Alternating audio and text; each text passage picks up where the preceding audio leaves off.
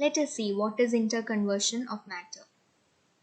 We already know that matter exists in three different states, that is solids, liquids and gases.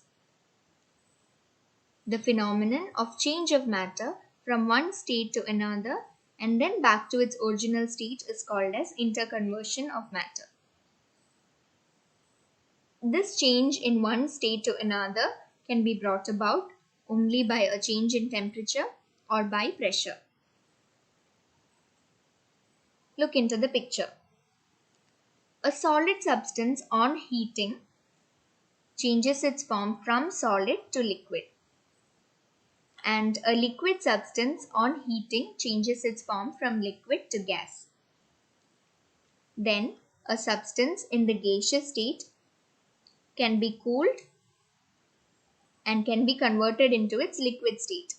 Likewise, a liquid substance on cooling can be converted into its solid state. Here, by heating or by cooling, we are bringing about a change in temperature.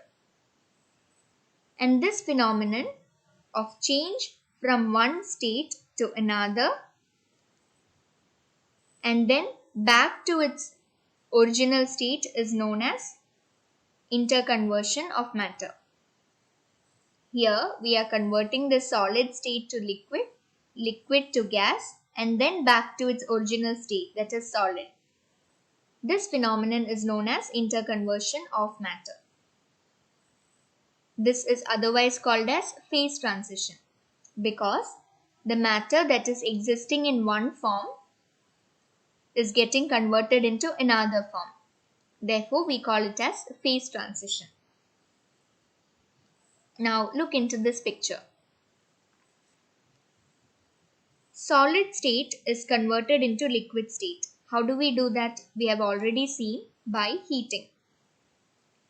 This process of changing a state of matter from solid to liquid by heating is called as melting. And the fixed temperature at which solid changes to liquid is called as melting point. Now, how does this happen on heating? Because here, in the case of solid, the particles of solid on heating gain some energy and it starts vibrating vigorously. And therefore, they can overcome the force of attraction that is existing between these particles and can be converted into the liquid state. Now let us see the next case. We can convert a liquid state to a vapor. Liquid state can be converted to a vapor state by heating. The process of conversion of a liquid state to its vapor state on heating is called as vaporization or evaporation. And the fixed temperature at which liquid changes to vapor is called as the boiling point.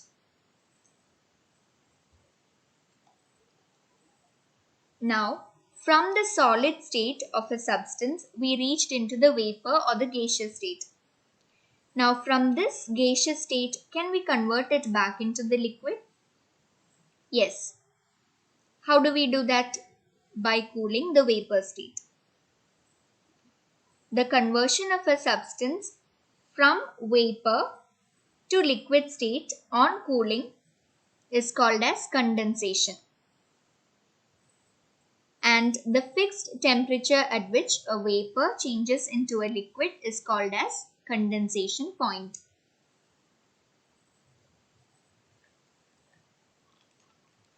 Now let us see what is liquefaction.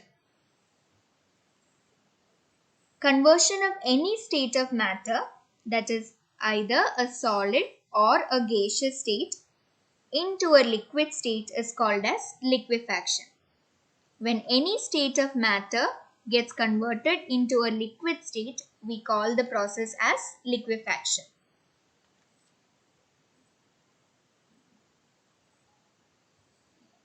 Now, can we convert the liquid back into the solid? Yes, how do we do that? Again, by cooling. The conversion of a substance from liquid state to solid state on cooling is called as freezing or solidifying, and the temperature at which liquid changes to solid is called as freezing point. The conversion of any state of matter, that is a liquid or a gaseous state, into a solid state is called as solidification. Liquid or a gaseous state, when it is converted to a solid state, we call the process as solidification. Now, can we convert a solid directly into a gaseous state without even passing through the liquid state? Yes, we can do that also. The conversion of a solid state of matter directly into the gaseous state without even passing through the liquid state is called as sublimation. Let us see change in state of matter with water as an example. We learned in our previous class video that solid state of water is ice, liquid state of water is water itself, and the gaseous state of water is water vapor. You can see the conversion here in this picture. Solid state of water, that is ice, on heating gets converted to liquid. And we say that ice has melted to water. The temperature at which ice starts melting to water is 0 degrees Celsius. Or we say that melting point of ice is 0 degrees Celsius. A substance will exist in the solid state below the melting point, and it will exist in the liquid state above its melting point.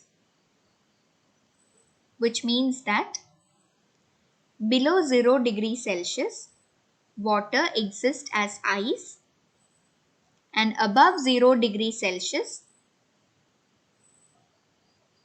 ice exists as water.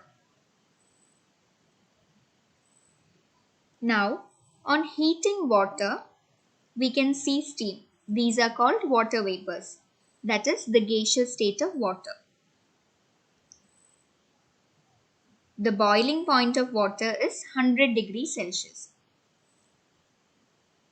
which means the temperature at which liquid gets converted into this gaseous form, that is water vapor, is 100 degrees Celsius. On cooling this gas, we get liquid again. And as you already know, the process is called as condensation. Now, on cooling water, we get ice again. This process is called as freezing. And freezing point of water is 0 degrees Celsius, which means the temperature at which liquid gets converted into ice is 0 degrees Celsius, which is called as the freezing point of water.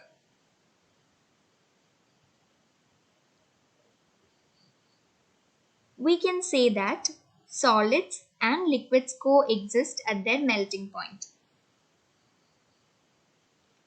Why? Because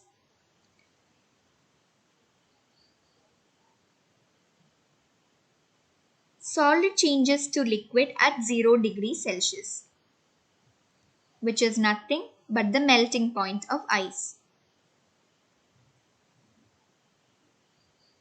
And also, liquid changes to solid at 0 degrees Celsius, which is nothing but the freezing point of water. And that is why we can say that solids and liquids coexist at their melting point.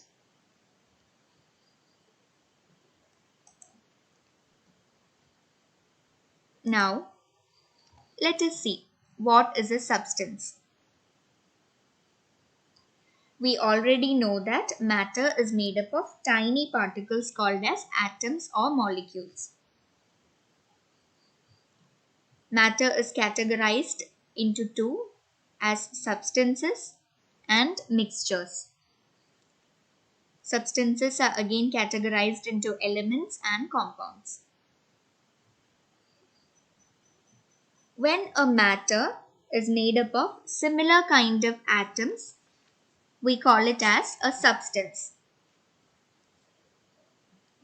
or otherwise a pure substance. Pure substances are always homogeneous, which means homo, in other words, we say same, which means that they consist of same kind of particles, that is, same kind of atoms or same kind of molecules. We will study about this in detail in your coming chapter. So with this, we have come to an end of chapter 1, and I will be giving you notes and homework for this chapter in your next class. And in the following class, that is on 26th of June, everyone should be prepared for a test paper.